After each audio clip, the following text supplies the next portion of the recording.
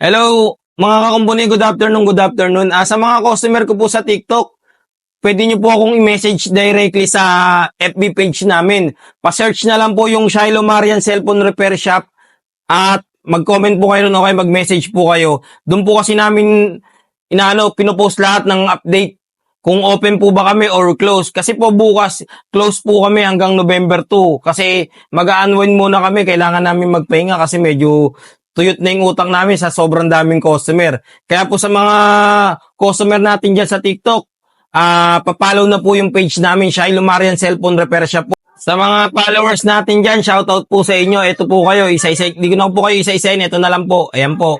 Tsaka ito po. Yun po. Maraming salamat po. Tsaka wait lang po. Pa-subscribe na rin po sa YouTube channel natin. Pa-search na lang din po kakumpuni. Lahat ng mga kikitain natin sa mga social media account natin, mapupunta lang din po lahat mapupunta din po lahat sa ating mga customer. Ipapa-free raffle natin to. Ayan po, bali, yung raffle pala natin sa katapusan, baka i-postpone ko, baka November 3 na po pag uwi namin na. Maraming salamat po. Peace out, yo.